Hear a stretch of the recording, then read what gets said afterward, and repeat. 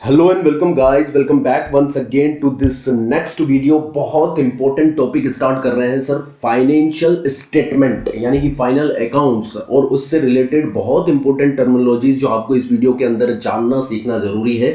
देख सकते हैं बोर्ड पे आपके लिए बहुत शानदार मैंने डायग्राम बनाया है जिसके थ्रू मैं आपको समझाऊंगा कि what is direct expense and what is indirect expense, and on the basis of that we can ascertain that कि डायरेक्ट एक्सपेंस क्या होते हैं, इनडायरेक्ट एक्सपेंस क्या होते हैं, और डायरेक्ट को ट्रेडिंग में ही क्यों राइट ऑफ किया जाता है, इनडायरेक्ट को पीएनएल में ही क्यों राइट ऑफ किया जाता है, राइट ऑफ किया ही क्यों जाता है सर।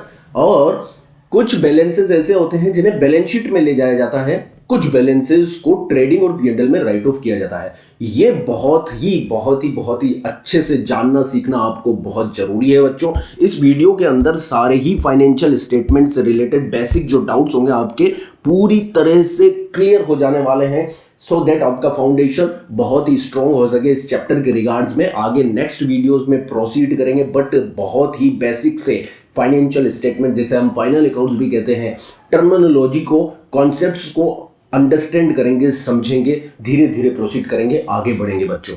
फाइनेंशियल स्टेटमेंट पूरा ध्यान लगाइएगा। विच आर फाइनेंशियल स्टेटमेंट एक ऐसी रिपोर्ट्स है जो प्रॉफिटेबल, जो कि रिपोर्ट्स करती है आपकी प्रॉफिटेबिलिटी को, मतलब आप प्रॉफिट कर रहे हैं या लॉस कर रहे हैं उसको रिपोर्ट करती है, एंड आपकी फाइनेंशियल पोजीशन को। यहां पर प्रॉफिटेबिलिटी डिनोट्स करती है ट्रेडिंग और प्रॉफिट एंड लॉस अकाउंट से। Trading and profit and loss account से आप प्रॉफिट कर रहे हैं या लॉस कर रहे हैं ये पता चलेगा।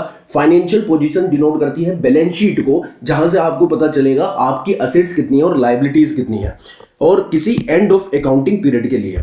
सो दो चीजें बेसिकली फाइनेंशियल स्टेटमेंट के अंदर बच्चों शामिल होती है। एक होता है इनकम स्टेटमेंट। इनकम स्टेटमेंट किसे कहते हैं? Trading and profit and loss accounts को कहते हैं सर। और दूसरा होता है स्टेटमेंट ऑफ फाइनेंशियल पोजीशन यानी कि बैलेंस शीट। बोलो एक बार मेरे साथ, इनकम स्टेटमेंट मतलब trading and profit and loss account, and second one is statement of financial position, that is called balance sheet. Income statement से आपको रिजल्ट्स पता चलेंगे सर बिजनेस की ऑपरेटिंग एक्टिविटीज के, यानी कि ग्रोस प्रॉफिट और नेट प्रॉफिट। ग्रोस लॉस भी हो सकता है, नेट लॉस भी हो सकता है।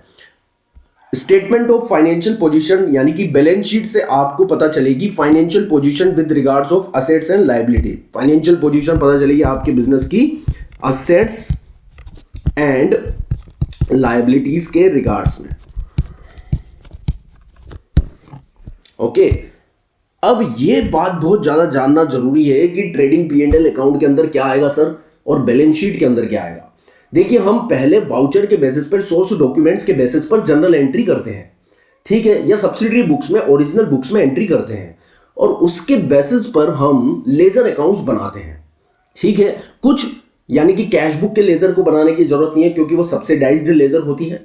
बाकी हम लेजर अकाउंट्स प्रिपेयर करते हैं लमसम सभी अकाउंट्स के। लेजर अकाउंट्स के अंदर फिर हम करते हैं बैलेंसिंग। उनके जो फाइनल बैलेंसेस होते हैं उन्हें ट्रायल बैलेंस में हम रिफ्लेक्ट करते हैं। अब जितने भी अकाउंट्स हमने प्रिपेयर करे वो तीन नेचर के हैं, या तो वो रियल अकाउंट है, या फिर पर्सनल अकाउंट है, या फिर नॉमिनल अकाउंट है। नॉमिनल में एक्सपेंसेस भी हो सकते हैं, इनकम भी हो सकते हैं, लॉसेस भी हो सकते हैं, गेन्स भी हो सकते हैं। इन सभी के बैलेंसेस को ट्रायल बैलेंस में लिख दिया जाता है। एंड ट्रायल बैलेंस इसलिए बनाया जाता है कि हम फाइनल अकाउंट्स बनाने से पहले, फाइनेंशियल स्टेटमेंट बनाने से पहले, हमारी जो हमने अकाउंटिंग करी है उसकी ट्रू एंड फेयरनेस को, उसकी अर्थमेटिकल एक्यूरेसी को जान सके कि वो हमने डबल एंट्री को फॉलो करते हुए सही से अकाउंटिंग की है या नहीं की है। इसलिए हम ट्रायल बैलेंस बनाते हैं। फिर ट्रायल बैलेंस के बेसिस पर हम फाइनल अकाउंट्स बनाते हैं। तो बच्चों, फाइनल अकाउंट्स इसलिए बनाए जाते हैं कि जो बैलेंस हमने ट्रायल बैलेंस में रिफ्लेक्ट किए हैं with respect of real account, with respect of personal account, with respect of nominal accounts, उन्हें किस तरह से रिफ्लेक्ट किया जाना है। अब बच्चों ध्यान दीजिए, यहां पर मैं आपको एक बात समझाना चाहता हूं कि जो नॉमिनल अकाउंट्स होते हैं उनके सभी बैलेंस जो ट्रायल बैलेंस में रिफ्लेक्ट हो रहे हैं उन्हें हमें नेक्स्ट अकाउंटिंग ईयर में नहीं ले जाना होता है, क्योंकि उनसे रिलेटेड सर्विसेज या बेनिफिट हम इसी अकाउंटिंग ईयर में बिजनेस की ऑपरेटिंग एक्टिविटीज में कंज्यूम कर चुके हैं। कुछ भी हमें उनके रेस्पेक्ट में लेना या देना बाकी नहीं रहा है, या कुछ भी नेक्स्ट अकाउंटिंग ईयर के रेस्पेक्ट में डेफर नहीं रहता है। तो बच्चों, हम उसे या उनके बैलेंसेस को आगे नहीं ले जाना चाहते और उन्हें राइट ऑफ कर देते हैं, उन्हें स्वाहा कर देते हैं। राइट ऑफ कर देते हैं। और राइट ऑफ करने के लिए जो फाइनेंशियल स्टेटमेंट यूज लिया जाता है वो होता है ट्रेडिंग या प्रॉफिट एंड लॉस अकाउंट। और जो अकाउंट्स के बैलेंस यानी कि real and personal accounts, real and personal account, ध्यान लगा के सुनिए बच्चों, वापस रिकैप कर लीजिएगा। रियल एंड पर्सनल अकाउंट्स के बैलेंस जिनके रेस्पेक्ट में कुछ ना कुछ नेक्स्ट अकाउंटिंग ईयर में या तो आपको बेनिफिट मिलेगा या फिर आपको लाइबिलिटीज क्रिएट करता है, कुछ आउटकम बिजनेस से जनरेट होने वाला है, या फिर कुछ सर्विसेज आपको परफॉर्म करनी है, इसलिए आपको उन अकाउंट्स को याद रखना पड़ेगा नेक्स्ट अकाउंटिंग ईयर के लिए भी। इस अकाउंटिंग ईयर में उनसे रिलेटेड लेना या देना पूरी तरह से समाप्त नहीं हुआ है, कुछ लेना या देना बाकी है। कहने का मतलब या तो कुछ आउटफ्लो होना बाकी है या फिर कुछ इनफ्लो या बेनिफिट से डिराइव होना बाकी है with respect of real accounts और with respect of personal account. या तो किसी व्यक्ति विशेष को कुछ देना लेना बाकी है या व्यक्ति विशेष से कुछ लेना देना बाकी है। यदि लेना देना बराबर हो चुका है तो फिर वो अकाउंट्स क्लोज हो चुका होगा। यदि कुछ लेना देना बाकी है तो ही उसका बैलेंस आया होगा और उस बैलेंस को हम बैलेंस शीट के अंदर ले जाएंगे। किसी व्यक्ति विशेष से कुछ लेना या देना बाकी होता है तभी उसके बैलेंस को बैलेंस शीट में ले जाया जाता है। ये हो गई पर्सनल अकाउंट्स की बात करते हैं रियल अकाउंट्स की। तो रियल अकाउंट्स के अंदर असेट्स कवर होती हैं। असेट्स उसे ही कहा जाता है जिस पर आपने जो एक्सपेंडिचर किया है वो एक्सपेंडिचर आपको नेक्स्ट अकाउंटिंग ईयर में भी बेनिफिट देने वाला है। तो बच्चों जितना वो बेनिफिट नेक्स्ट अकाउंटिंग ईयर में आपके बिजनेस के लिए डिराइव करेगा, आपको उतना बैलेंस तो नेक्स्ट अकाउंटिंग ईयर में ले जाना ही होगा। और जब नेक्स्ट अकाउंटिंग ईयर में कुछ balance with respect of benefit to be derived in your business आपको ले जाना है, उतना बैलेंस आपको बैलेंस शीट में दिखाना होगा। बात अभी पूरी तरह से समझ में आ जाएगी। बात करते हैं रियल अकाउंट्स की और पर्सनल अकाउंट्स की। ध्यान रखिएगा बच्चों, इनके जो बैलेंस ट्रायल बैलेंस में रिफ्लेक्ट्स होते हैं उन्हें कैरी फॉरवर्ड किया जाता है नेक्स्ट अकाउंटिंग पीरियड में। क्यों? क्योंकि some benefits are going to be derived in next accounting year. अरे भाई, आपको यदि कुछ रियल अकाउंट्स और पर्सनल अकाउंट्स के रेस्पेक्ट्स में कुछ बेनिफिट मिलने वाला है नेक्स्ट अकाउंटिंग ईयर में, तो आप उसके बैलेंस को अगले साल ले जाओगे। सिंपल सी बात। यदि बेनिफिट नहीं मिल रहा है, कंज्यूम कर चुके हो, तो उसको क्लोज कर दोगे, उसे नेक्स्ट अकाउंटिंग ईयर में नहीं ले जाओगे। मिस्टर राम से मुझे 50,000 रुपए लेने हैं और अकाउंटिंग ईयर क्लोज हो गया है, तो बच्चों मिस्टर राम के अकाउंट्स को 50,000 से बैलेंस शीट में ले जाऊंगा। अब उसे असेट बनाऊंगा या लायबिलिटी बनाऊंगा? चूंकि बेनिफिट मिलने वाला है इसलिए वो असेट है। मिस्टर श्याम को मुझे 40,000 रुपीज पे करने हैं। अकाउंटिंग ईयर क्लोज हो चुका है, 31 मार्च आ चुकी है। देन मुझे ये याद रखना पड़ेगा कि मुझे 30,000 मिस्टर श्याम को देने हैं, तो ये याद रखने के लिए उसके बैलेंस को मुझे कैरी फॉरवर्ड करना पड़ेगा to the next accounting year. और जो बैलेंस नेक्स्ट अकाउंटिंग ईयर में याद रखने के लिए कैरी फॉरवर्ड किए जाते हैं उन्हें बैलेंस शीट में ले जाया जाता है, ना कि उनको राइट ऑफ करके भूला जाता है। उन्हें भूला नहीं सकते आपको उन्हें तब तक याद रखना पड़ेगा जब तक उसके रेस्पेक्ट में, उनके अकाउंट के रेस्पेक्ट में या तो कुछ बेनिफिट डिराइव होना है या कुछ बेनिफिट लेना है या फिर कुछ आउटकम या लायबिलिटीज पे करनी है। ऐसे सभी बैलेंस को बैलेंस शीट में ले जाया जाता है जिन्हें नेक्स्ट ईयर में कुछ लेना है या देना है। जिनसे लेना देना आपका बराबर हो गया, जिनसे राम राम हो गई, हाथ जोड़ लिए जिनके सामने कि भाई साहब आपका मेरा हिसाब बराबर हो गया, कुछ लेना देना बाकी नहीं है, वो बैलेंस शीट में नहीं जाते, वो सभी अकाउंट्स क्लोज हो जाते हैं या फिर ट्रेडिंग और P&L में राइट ऑफ हो जाते हैं। राधे राधे, बात समझ में आती हो तो। So to next accounting period, क्योंकि मैंने लिखा है some benefits are going to be derived in next period और सम आउटफ्लोज और लायबिलिटीज, या तो आउटफ्लो आपको बिजनेस से आउटफ्लो होगा या लायबिलिटीज आपको पे करनी पड़ेगी या आपको कुछ सर्विसेज प्रोवाइड करनी है, you are bound to provide some services, then आप उन्हें बैलेंस शीट में उनके बैलेंस को कैरी फॉरवर्ड कर दोगे। सर बेनिफिट्स और इनफ्लो के बाद बात करते हैं shows at the asset side. यदि आपको बेनिफिट्स मिलने वाला है उन अकाउंट से, इनफ्लोज होने वाले हैं, तो बैलेंस शीट में असेट साइड में दिखाएंगे। यदि आउटफ्लो जनरेट होंगे नेक्स्ट अकाउंटिंग ईयर में या सर्विसेज आपको प्रोवाइड करनी है तो आप उन्हें लायबिलिटी साइड में दिखाएंगे। बात समझ में आती है सर। अब बात कर लेते हैं नॉमिनल अकाउंट्स की। देखिए नॉमिनल अकाउंट्स में एक्सपेंसेस भी आते हैं, इनकम भी आती है ना। एक्सपेंसेस आते हैं, इनकम आती है, लॉसेज आते हैं, गेन्स आते हैं। तो बच्चों इनके जो बैलेंस ट्रायल बैलेंस में रिफ्लेक्ट हो रहे हैं, इन्हें आपको राइट ऑफ करना होगा या तो ट्रेडिंग अकाउंट में या प्रॉफिट एंड लॉस अकाउंट्स में। जो डायरेक्ट नेचर के एक्सपेंसेस और इनकम है उन्हें ट्रेडिंग अकाउंट में राइट ऑफ किया जाता है। बच्चों, एक्सपेंसेस और इनकम भी दो तरह के होते हैं, ये ध्यान दीजिए। Expenses and income trading and profit and loss accounts में राइट ऑफ होंगे। Expenses are of two types, direct expense और indirect expense. Incomes are of two types, direct incomes and indirect incomes. जो डायरेक्ट नेचर के expenses और income है उन्हें आपको trading के अंदर राइट ऑफ करना है। इनडायरेक्ट नेचर के एक्सपेंसेस और इनकम को आपको प्रॉफिट एंड लॉस अकाउंट्स के अंदर राइट ऑफ करना है। क्यों किए जाते हैं एक्सपेंसेस और इनकम को राइट ऑफ? और जो राइट ऑफ करने के लिए आप फाइनल अकाउंट्स बनाते हैं उसे कहते हैं trading and profit and loss account. जो फाइनल अकाउंट्स आप बैलेंस को कैरी फॉरवर्ड करने के लिए बनाते हैं, नेक्स्ट अकाउंटिंग ईयर में याद रखने के लिए बनाते हैं, या तो आउटफ्लो होगा या इनफ्लो, उसे कहते हैं बैलेंस शीट। डायरेक्ट नेचर के एक्सपेंस क्या होते हैं ये जान लीजिए, क्योंकि सर ये जानना बहुत जरूरी है आपको। डायरेक्ट एक्सपेंसेस को ही हम ट्रेडिंग के अंदर राइट ऑफ करते हैं। इनडायरेक्ट जो होते हैं उन्हें प्रॉफिट एंड लॉस अकाउंट के अंदर राइट ऑफ करते हैं। ठीक है, ट्रेडिंग अकाउंट को फैक्ट्री अकाउंट भी बोला जाता है, गुड्स अकाउंट भी बोला जाता है, मैन्युफैक्चरिंग अकाउंट भी बच्चों उसको बोला जाता है। अब ये सुंदर सा डायग्राम मैंने आपको बनाया, इससे डायरेक्ट एक्सपेंस पूरी तरह से आपको क्लियर हो जाने वाले हैं। 100% आपको समझ में आ जाएगा। ध्यान लगाइए इधर। All the expenses incurred on the purchase and manufacturing of goods is called direct expenses. यहाँ कलर चेंज कर लेते हैं, रेड ले लेते हैं हम। ठीक है, ये है सर आपका सप्लायर। कौन है बच्चों ये? सप्लायर। ध्यान दीजिए, इससे हमने गुड्स परचेज किए। क्या परचेज किए सर? गुड्स परचेज किए हैं। तो बच्चों, purchase is a kind of nominal expenses. ठीक है, क्योंकि परचेज करते समय हमें याद है कि ये खर्चा हमने जो किया है इससे हमें इसी साल बेनिफिट डिराइव हो जाएगा। हम इसी साल इस गुड्स को फिनिश गुड्स में कन्वर्ट कर बेच देंगे। कोई भी बिजनेस गुड्स को नेक्स्ट अकाउंटिंग ईयर में सेल कर बेनिफिट डिराइव करने के लिए नहीं खरीदता। बिजनेस के अंदर गुड्स इसीलिए खरीदे जाते हैं कि वो इसी साल फिनिश गुड्स में कन्वर्ट होकर या फिर इसी साल सेल्स होकर एज इट इज बेच दिए जाएंगे और बेनिफिट इसी साल डिराइव हो जाएगा, कंज्यूम हो जाएगा। इसलिए हम परचेज करते समय उसे नॉमिनल एक्सपेंस मानते हैं और उसे राइट ऑफ करने के उद्देश्य से ट्रेडिंग अकाउंट के अंदर राइट ऑफ करते हैं। तो जितने भी यहां पर एक्सपेंसेस डायरेक्ट नेचर के आपको दिखाई दे रहे हैं, ये सब ट्रेडिंग अकाउंट के अंदर राइट ऑफ होने वाले हैं, क्योंकि they all are direct expense.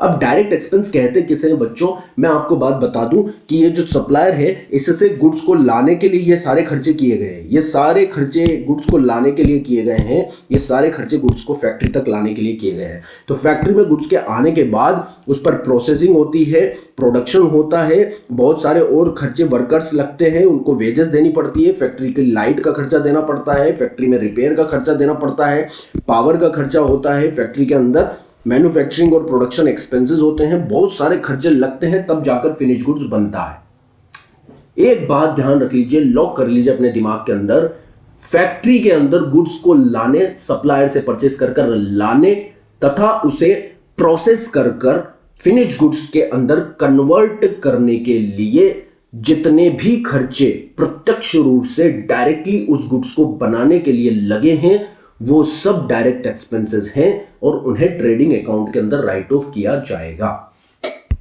तो अब कौन कौन से खर्चे गुड्स को फैक्ट्री तक लाने के लिए लगते हैं, पहले वो देखेंगे। फिर उस गुड्स को फिनिश गुड्स में कन्वर्ट करने के लिए, प्रोड्यूस करने के लिए, प्रोसेस करने के लिए, मैन्युफैक्चर करने के लिए फैक्ट्री के अंदर लगते हैं, वो देखेंगे। ये दोनों चीजें डायरेक्ट एक्सपेंसेस हैं and they have to be written off to the trading account. पहला, सप्लायर से गुड्स को परचेज किया, फिर इसके लिए जो हमने ये गाड़ी लगा रखी, ये कैरेज इनवर्ड है बच्चों। कैरेज इनवर्ड और कैरेज आउटवर्ड में बच्चे कंफ्यूज रहते हैं। कैरेज इनवर्ड का मतलब गुड्स को फैक्ट्री तक लाने, इनवर्ड लाने का खर्चा। ठीक है, बीच में ये टोल टैक्स पड़ा, ये भी हमने गुड्स को लाने के लिए पे करना पड़ा। इसको ऑक्ट्रॉय भी बोलते हैं। ठीक है, मान लीजिए हमारा गुड्स किसी माइन से आता है, तो बच्चों ये माइन है, ये माइन है, इस माइन से एक्सट्रैक्ट करेंगे हम पत्थर वगैरह, मटेरियल वगैरह, कोल वगैरह, मान लीजिए आपका गुड्स है। ठीक है, तो इस ओनर को आपको रॉयल्टी का पेमेंट करना पड़ेगा। क्या पेमेंट करना पड़ेगा? रॉयल्टी का पेमेंट करना पड़ेगा। तो वो भी गुड्स को फैक्ट्री तक लाने के लिए किया गया खर्चा हो गया। मान लो आप किसी पेटेंट को यूज लेते हैं अपने गुड्स को बनाने के लिए, किसी पेटेंट को यूज लेते हैं और पेटेंट किसी के नाम से रजिस्टर्ड है। तो मान लीजिए ये एक पेटेंट ओनर है, मान लीजिए ये व्यक्ति एक पेटेंट ओनर है। इस पेटेंट ओनर के पेटेंटल राइट को हमें यूज लेना है फॉर यूजिंग द पेटेंट। तो उसके लिए भी हमें जो चार्जेस पे करने पड़ेंगे वो रॉयल्टी कहलाती है। बच्चों शॉर्ट में बता रहा हूँ, रॉयल्टी का मतलब क्या है, यदि माइन से कुछ मटेरियल को एक्सट्रैक्ट कर कर आप लेकर आ रहे हैं एंड यू हैव टू पे दी some charges to the owner of the mine, that is called royalty. Or if you are using the patents for the process of in the process of production of your goods and using that patental right of the owner of the patent, then you have to pay some rent to the owner of the patent, that is called royalty, and for using the patent in your manufacturing process, that is called royalty. तो royalty भी एक direct expense हो गया।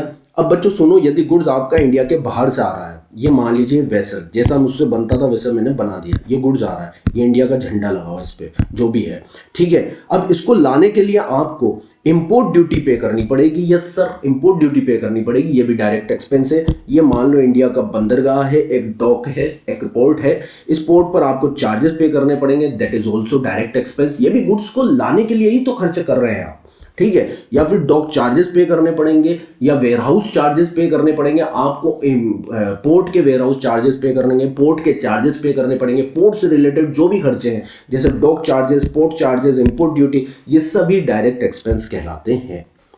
Then मान लीजिए ये goods आ गया आपका यहाँ पर फैक्ट्री के किनारे पर, तो इस गुड्स को फैक्ट्री के अंदर अनलोड करने के लिए आपको अनलोडिंग चार्जेस पे करने पड़ेंगे, ये भी डायरेक्ट एक्सपेंसेस हैं।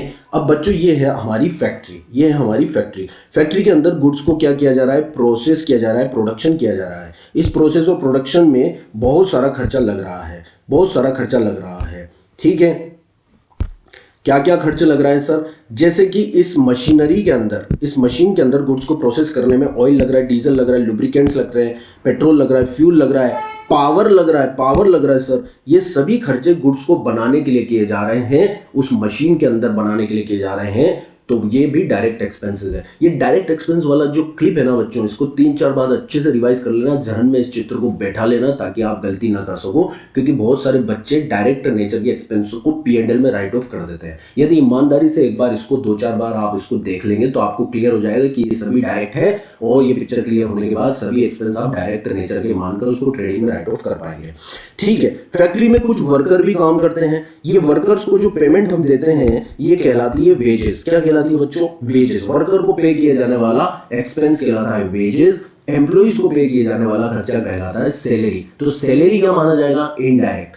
अभी हम पढ़ने वाले इनडायरेक्ट एक्सपेंस। इसके बाद देखिए ऑफिस से रिलेटेड सभी खर्चे और गुड्स को बेचने से रिलेटेड सभी खर्चे। देखिए एक बार गुड्स, फिनिश गुड्स बन जाए आपका, बस बनाने से संबंधित सभी खर्चे डायरेक्ट हैं। बन जाने के बाद जो खर्चे होते हैं ना, जैसे ऑफिस के खर्चे, ऑफिस मेंटेनेंस के खर्चे, वो गुड्स बनाओगे आप तभी तो ऑफिस मेंटेन करोगे, यस और नो।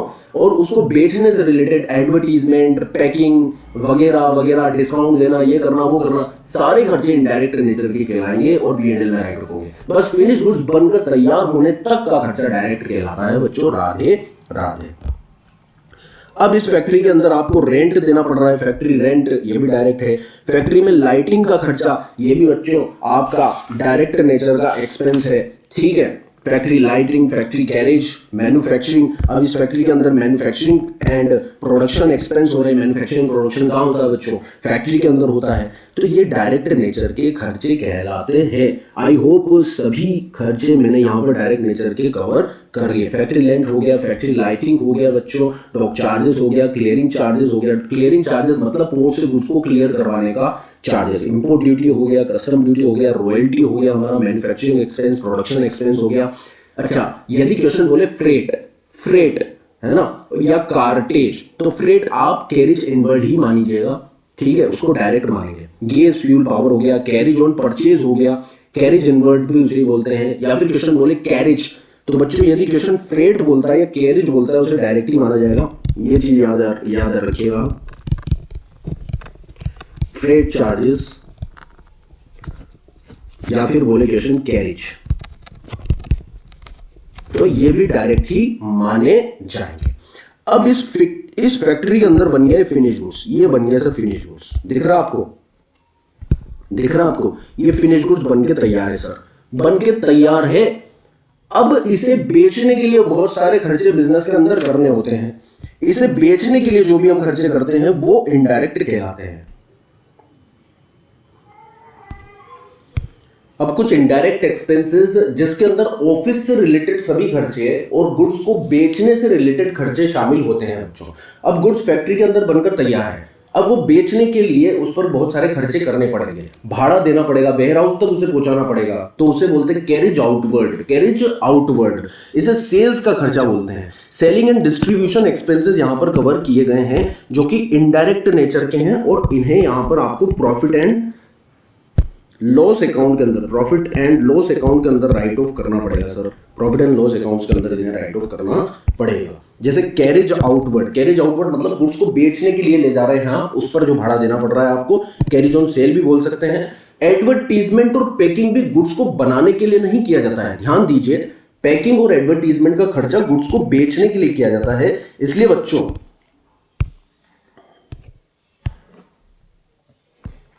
पैकिंग और एडवर्टीजमेंट का खर्चा गुड्स को बेचने के लिए किया जाता है, इसलिए वो इनडायरेक्ट एक्सपेंस कहलाएगा। आई बात समझ में सर? बिल्कुल ओके सर। एडवर्टीजमेंट हो गया, पैकिंग का खर्चा हो गया, ये इनडायरेक्ट है।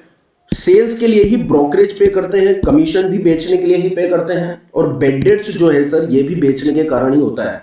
जब हम उधार बेचते हैं ना किसी को, सेल्स को इंक्रीज करने के लिए ही हम क्रेडिट सेल करते हैं, और जब हम क्रेडिट सेल करते हैं तब डेटर क्रिएट होते हैं, और डेटर से ही बेड डेट्स क्रिएट होते हैं। तो बच्चों bad debt is a kind of loss in the value of sales, जो आप इनकम के रूप में रिकॉर्ड कर चुके हैं, और उसमें से कुछ पैसा बेड डेट्स हो जाता है, डूब जाता है, तो वो सेल्स को इंक्रीज करने के लिए ही डूबना वगैरह सब चलता रहता है। डिलीवरी वैन, स्टेबल एक्सपेंसेस, ये सब कुछ खर्चे जो है बच्चों ये सेलिंग एक्सपेंसेस हैं और इन्हें इनडायरेक्ट माना जाता है। अब बात कर लेते हैं ऑफिस में कौन कौन से खर्चे लगते हैं जिन्हें इनडायरेक्ट माना जाता है।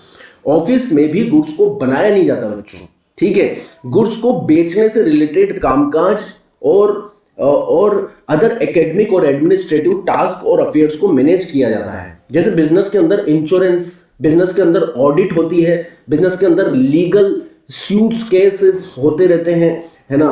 एडमिनिस्ट्रेटिव टास्क के अंदर बुक्स ऑफ अकाउंट्स मेंटेन करना, स्टेशनरी से रिलेटेड एक्सपेंसेस को मेंटेन करना, ये सभी ऑफिस वर्क के अंदर कवर किया जाता है। तो ऑफिस से रिलेटेड जितनी भी टास्क और एक्टिविटीज हैं जो पोस्ट मैन्युफैक्चरिंग ही की जाती हैं, वो सब इनडायरेक्ट होंगी और उन्हें P&L के अंदर ही हमें राउट ऑफ करना है। अब एक चीज ध्यान रखिएगा, एम्प्लॉइज, वर्कर्स फैक्ट्री में होते हैं, एम्प्लॉइज ऑफिस में होते हैं। तो एम्प्लॉइज से रिलेटेड जो एक्सपेंसेस है, सैलरी, वो P&L के अंदर आएगा, क्योंकि ऑफिस एक्सपेंस इनडायरेक्ट एक्सपेंसेस है। ऑफिस का रेंट, देखिए क्वेश्चन में यदि स्पेसिफिकली बोल दिया आपको रेंट, तो आप उसे ऑफिस का ही मानिएगा, फैक्ट्री का मत मानिएगा। लॉक कर लो इस बात को। यदि रेंट बोलता है तो उसे ऑफिस का मानेंगे, ऑफिस रेंट मानेंगे, और इनडायरेक्ट मानकर P&L के अंदर हम राइट ऑफ करेंगे। यदि बोलता है फैक्ट्री रेंट तो ही उसे डायरेक्ट माना जाएगा। देखिए अभी हमने पढ़ा था फैक्ट्री रेंट, ये फैक्ट्री रेंट है, ऐसे ही बोलेगा फैक्ट्री रेंट। यदि वो बोलता है रेंट तो आप उसको क्या मानोगे? मैंने लिख रखा है office rent will deemed to be office rent and will be written off in profit and loss account. Printing and stationery खर्चा ऑफिस में लगता है। पोस्ट ऑफिस से रिलेटेड एक्सपेंस को बोलते हैं पोस्टेज, स्टैम्प पेपर वगैरह, एनवलप वगैरह के जो भी खर्चे होते हैं पोस्ट ऑफिस से रिलेटेड, वो पोस्टेज ऑफिस में ही देखे जाते हैं। आपने फैक्ट्री में क्या वर्कर को पोस्ट ऑफिस का काम करते हुए देखा है? नहीं ना। क्या गुड्स को बनाने के लिए पोस्ट ऑफिस से रिलेटेड खर्चे होते हैं? नहीं। गुड्स के एडमिनिस्ट्रेटिव टास्क को, बिजनेस के एडमिनिस्ट्रेटिव टास्क को मैनेज करने में ही पोस्टेज से रिलेटेड खर्चे आते हैं, ठीक है। लाइटिंग, यदि क्वेश्चन बोलता है लाइटिंग तो आप ऑफिस का मानिएगा, सेम एज रेंट। यदि रेंट बोलता है तो ऑफिस का, लाइटिंग बोले तो भी ऑफिस का ही, क्योंकि फैक्ट्री लाइट तो बच्चों ट्रेडिंग के अंदर आती है। ये फैक्ट्री लाइट इस तरह से बोलेगा तो उसे ट्रेडिंग के अंदर कवर करेंगे, डायरेक्ट मानेंगे। बट लाइटिंग बोलता है तो उसे इनडायरेक्ट मानेंगे और P&L के अंदर कवर करेंगे। टेलीफोन का खर्चा ऑफिस, टेलीफोन भी ऑफिस में ही लगा होता है सर। ये टेलीफोन लगा हुआ है, ऑफिस के अंदर लगा हुआ है, टेलीफोन का खर्चा ऑफिस। इंश्योरेंस का खर्चा भी ऑफिस का। लीगल चार्जेस वगैरह ऑफिस में। ऑडिटर्स आप ऑडिट कर रहे आते हैं आपके बुक्स ऑफ अकाउंट्स की, फाइनेंशियल स्टेटमेंट के ऑफिस में ही बैठते हैं। ऑडिटर का फीस वगैरह, लीगल फीस, लॉयर की फीस, टेलीफोन के चार्जेस। क्वेश्चन बोलते हैं यदि इलेक्ट्रिसिटी चार्जेस तो उसे फैक्ट्री का मत मानेगा, आप ऑफिस का ही मानेगा। जब तक फैक्ट्री नहीं बोल दे स्पेसिफिकली, फैक्ट्री के खर्चे नहीं माने जाएंगे, ये ऑफिस के ही माने जाएंगे। ट्रेवलिंग एक्सपेंसेस, आपके एम्प्लॉइज ट्रेवल करते हैं, ठीक है, उनका खर्चा। ट्रेड एक्सपेंसेस, बच्चों ये ट्रेड आपको दिखता है बेचने का खर्चा, राइट। ट्रेड एक्सपेंसेस, व्यापार को बढ़ाने से संबंधित सभी टास्क और गतिविधियां ऑफिस के अंदर ही की जाती है, मैनेजरियल एक्टिविटीज प्लानिंग से रिलेटेड टास्क के अंदर कवर की जाती है। एस्टेब्लिशमेंट एक्सपेंसेस, जनरल एक्सपेंसेस, ये दो टर्म्स आप याद रखिए, एस्टेब्लिशमेंट एंड जनरल एक्सपेंसेस, ये भी ऑफिस के अंदर ही कवर होते हैं। आपको ये याद रखना है कि ये खर्चे P&L के अंदर आएंगे क्योंकि ये फैक्ट्री के अंदर नहीं लगते हैं। सेलिंग डिस्ट्रीब्यूशन भी हम कवर कर चुके हैं। कुछ ऐसे खर्चे हैं जो अदर एक्सपेंसेस में कवर होते हैं, जो आप स्पेसिफिकली मानकर चलिए कि फैक्ट्री के अंदर लगने वाले नहीं हैं और इन्हें भी हम P&L के अंदर ही राइट ऑफ करने वाले हैं। बात समझ में आती है क्या सर? ये लीजिए, अदर एक्सपेंसेस के अंदर क्या है सर, जैसे डिस्काउंट अलाउड। मुझे एक बार बताइए डिस्काउंट कब देते हैं हम? जब हम डेटर से प्रॉम्प्ट पेमेंट चाहते हैं, ड्यू डेट से पहले अर्ली पेमेंट रिक्वायर्ड करते हैं, तब उसे हम डिस्काउंट देते हैं। तो डेटर कब क्रिएट होते हैं? सेल्स के कारण। तो बच्चों ये भी पोस्ट मैन्युफैक्चरिंग टास्क ही हो गया डिस्काउंट। गुड्स को बनाने के बाद ही डिस्काउंट की बातें होती है, क्योंकि गुड्स को बनाने के बाद ही बेचा जाता है, गुड्स को बनाने के बाद ही डेटर्स क्रिएट होते हैं और डेटर से अर्ली पेमेंट लेने के लिए डिस्काउंट दिया जाता है। तो ये पोस्ट मैन्युफैक्चरिंग एक्टिविटी है। आई होप आपको बात समझ में आई होगी। रिपेयर, यदि क्वेश्चन बोलता है रिपेयर, तो बच्चों repair, normal repair and maintenance का खर्चा अदर एक्टिविटीज के अंदर आता है, अदर एक्सपेंसेस में आता है। बिजनेस में गुड्स को बनाने के लिए, गुड्स को मैन्युफैक्चर करने के लिए रिपेयर नहीं काम में लिया जाएगा, ये भी अदर एक्सपेंस P&L में राइट ऑफ होगा। डेप्रिसिएशन भी P&L के अंदर राइट ऑफ होगा, ऑल्दो वो एसेट फैक्ट्री की हो या फिर ऑफिस की हो। डेप्रिसिएशन अदर एक्सपेंसेस में आता है गुड्स को बनाने के लिए। जैसे कि मान लीजिए हम ये पेन मैन्युफैक्चर करते हैं, ठीक है, ये पेन मैन्युफैक्चर करते हैं, डेल का पेन है ये, ठीक है, और इसको बनाने के लिए जो असेट्स काम में आ रही है, उस असेट्स को, इस गुड्स को बनाने के लिए जो यूज लिया जा रहा है रेगुलरली, अब देखिए तब डेप्रिसिएशन लगता है असेट्स के यूज के कारण, वियर एंड टियर के कारण, loss in value of assets के कारण। अब चाहे असेट्स हम यूज ले रहे हैं चाहे नहीं ले रहे हैं, मान लीजिए 365 दिन में से हम 50 दिन असेट्स को यूज ले रहे हैं, बट जो 315 दिन हम असेट्स को यूज नहीं ले रहे हैं, डेप्रिसिएशन तब भी लग रहा है। इसलिए डेप्रिसिएशन को इस गुड्स को बनाने के लिए डायरेक्टली अपोर्शन नहीं किया जा सकता, क्योंकि वो बनाने के लिए भी लग रहा है और ना बनाने के लिए भी लग रहा है। आई बात समझ में? असेट्स पड़ी हुई है फैक्ट्री में तब भी लग रहा है, इसलिए उसे इनडायरेक्ट माना गया है। गुड्स को बनाने के लिए डायरेक्टली अपोर्शन हम नहीं कर सकते। बैंक चार्जेस, ये फाइनेंस कॉस्ट है, ये फाइनेंस कॉस्ट है। बैंक चार्जेस भी अदर एक्सपेंसेस हैं और बच्चों P&L के अंदर ही आएंगे। डोनेशन, चैरिटी, आपको लग रहा होगा कि ये सभी खर्चे गुड्स को डायरेक्टली मैन्युफैक्चर करने के लिए अपोर्शनड नहीं किए जा सकते। ये सभी खर्चे फैक्ट्री के अंदर गुड्स को लाने और बनाने के लिए नहीं किए जा सकते, इसलिए इन्हें इनडायरेक्ट माना गया है और P&L अकाउंट के अंदर इन्हें राइट ऑफ किया जाएगा। Loss of the sale of assets, this is also indirect expense. Capital loss है ये, इसको P&L के अंदर राइट ऑफ किया जाएगा। कुछ इनकम्स होती हैं इनडायरेक्ट नेचर की। बच्चों एक बात मैं बता दूं आपको, एक ही इनकम होती है डायरेक्ट नेचर की। यदि मैं बात करूं डायरेक्ट इनकम ऑफ बिजनेस की, तो डायरेक्ट इनकम ऑफ बिजनेस है sales. Direct income of business है सेल्स, और सेल्स को राइट ऑफ किया जाता है ट्रेडिंग अकाउंट के अंदर, क्योंकि आप जानते हैं डायरेक्ट नेचर के एक्सपेंसेस और इनकम ट्रेडिंग के अंदर राइट ऑफ होते हैं। Except sales, all other incomes are indirect. ये टेंशन खत्म हो गई आपकी। सेल्स के अलावा जितनी भी इनकम है वो सब इनडायरेक्ट है। जैसे रेंट रिसीव्ड हो गया, डिविडेंड रिसीव्ड हो गया, डिस्काउंट रिसीव्ड हो गया, इंटरेस्ट ऑन इन्वेस्टमेंट हो गया, profit on sale of assets हो गया, बैड डेट्स रिकवरी हो गई, मिसलेनियस इनकम हो गई। All these incomes are indirect because they are except sales. Goods को हम डायरेक्टली बेचेंगे तो उसको बेचने से जो इनकम हुई वो सेल्स, डायरेक्ट इनकम। पर गुड्स को बेचने से जो इनकम हुई उसके अलावा भी तो बिजनेस में बहुत सारी इनकम होती है। डिविडेंड होता है यदि हमने इन्वेस्टमेंट किया है, कमीशन मिलता है, ब्रोकरेज मिलती है, फीस मिलती है, इंटरेस्ट ऑन इन्वेस्टमेंट मिलता है, ठीक है, बैड डेट्स की रिकवरी हो जाती है कई बार बिजनेस में, असेट को बेचने से प्रॉफिट हो जाता है, मुनाफा हो जाता है, कई तरह की miscellaneous income. All this incomes are indirect. तो आई होप इस वीडियो के अंदर इतनी बात तो हमें समझ में आ गई होगी कि डायरेक्ट क्या होता है और इनडायरेक्ट क्या होता है। यही मेरा पर्पस था केवल इस वीडियो के अंदर आपको समझाना, क्योंकि डायरेक्ट एक्सपेंसेस को हम ट्रेडिंग के अंदर राइट ऑफ करते हैं और इनडायरेक्ट को हम P&L के अंदर राइट ऑफ करते हैं। ये डायरेक्ट है, ऑफिस इनडायरेक्ट है, सेलिंग एंड डिस्ट्रीब्यूशन भी इनडायरेक्ट हैं, अदर एक्सपेंसेस भी इनडायरेक्ट हैं, इनडायरेक्ट इनकम भी मैंने लिख दी है, डायरेक्ट इनकम सेल्स है। आई होप बात समझ में अच्छे से आ गई होगी sir. If you not yet subscribed, then do subscribe it fast. This is going to be very helpful for all of you. मिलते हैं नेक्स्ट वीडियो में। अपने दोस्तों के साथ शेयर कर दीजिएगा, सबको अच्छा लगेगा, समझ में आएगा, आपका भी भला होगा। ओके, मिलते हैं नेक्स्ट वीडियो में, तब तक के लिए see you, take care, bye bye.